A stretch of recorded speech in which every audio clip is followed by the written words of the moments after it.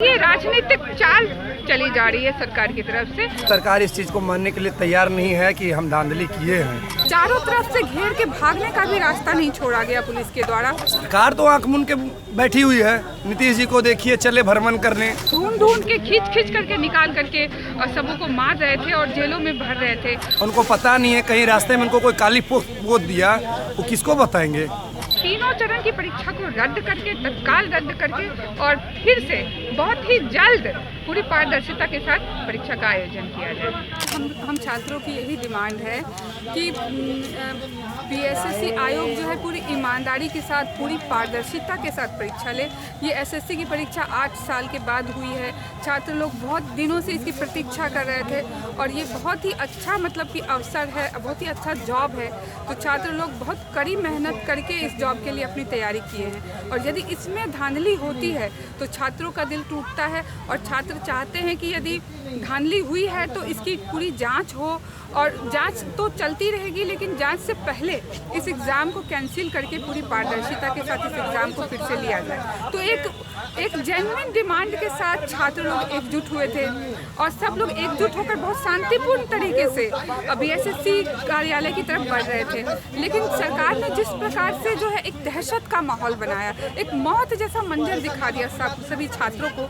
चारों तरफ से घेर के भागने का भी रास्ता नहीं छोड़ा गया पुलिस के द्वारा और जो प्राइवेट सेक्टर में लोग घुसने लगे तो वहाँ से भी ढूंढ के खींच करके निकाल करके और सबों को मार रहे थे और जेलों में भर रहे थे और बहुत बुरी तरीके से पीटा गया। मैं तो खुद उसकी साक्षी हूँ। मैं किस प्रकार से अपनी जान बचा कर आई हूँ उसका मतलब कि मैं बयान नहीं कर सकती हूँ इस बात को। नाम क्या लिखते हैं आप? जी, स्मृति कुमारी मेरा नाम अच्छा, क्या मांग क्या कर रहे हैं? सॉरी, मांग ये है हमारी कि अभी फिलहाल तो तीनों चरणों की परीक्षा को रद्द की जाए, क्योंकि न्याय यही है। पहले चरण वालों के साथ भी ये न्याय नहीं है कि आप एक चरण को रद्द कर रहे हैं और बाकी दोनों चरण की परीक्षा को आप रद्द नहीं कर रहे हैं। इससे तीनों चरण के छात्र प्रभावित होंगे और एकता को तोड़ने की कोशिश की जा रही है और ये राजनीतिक चाल चली जा रही है सरकार की तरफ से और छात्र इसको भली भांति समझते हैं। छात्रों को तोड़ा नहीं जा सकता है। छात्र जो है पढ़े लिखे हैं, वे इन राजनीतिक चालों को अच्छी प्रकार से समझते हैं। तो छात्रों को बस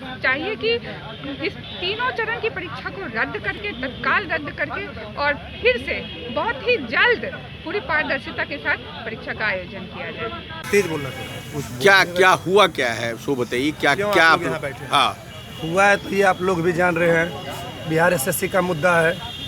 इतने बड़े पैमाने पे धांधली हुई है, फिर भी सरकार इस चीज़ को मानने के लिए तैयार नहीं है कि हम धांधली किए हैं। अगर आपको क्वेश्चन बुकलेट नहीं दिया जाता है, क्वेश्चन पेपर नहीं दिया जाता है, सभी जगह सोशल मीडिया पे वायरल कहाँ से है?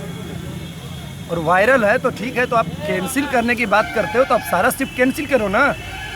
एग्ज़ाम पूरी तरह से ख़त्म कर दो। ख़त्म करने के बाद फिर से नए सिरे से स्टार्ट करो। आप उसकी जांच बैठाओ, ऐसा क्यों हुआ?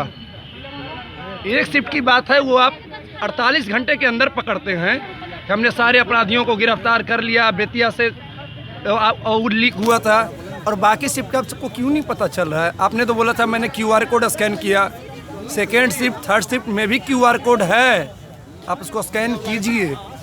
वो आप नहीं कीजिएगा क्योंकि आपको पता है कि क्वेश्चन तो आप ही दिए हैं ना। कितना मेहनत से आप लोग तैयारी करते हैं, सरकार क्या कर रहा है? सरकार तो आंख मूंद के बैठी हुई है। नीतीश जी को देखिए चले भ्रमण करने, उनको पता नहीं है कहीं रास्ते में उनको कोई काली पोत दिया, वो किसको बताएंगे। हम लोग यहाँ हैं, स्टूडेंट सिर्फ हम ही लोग नहीं हैं, पूरे बिहार में स्टूडेंट हैं। कहीं का भी स्टूडेंट आक्रोश आप पर दिखा सकता है। तो आप इतना बेखबर होकर मत घूमिए। यहाँ के लड़का लोग को तो बांध दिए हैं, अब क्या है, अब जो होगा सो देख लेंगे। तो इस तरह से बेखबर होकर मत रहिए। क्या नाम लिखते हैं जी? क्या नाम लिखते हैं?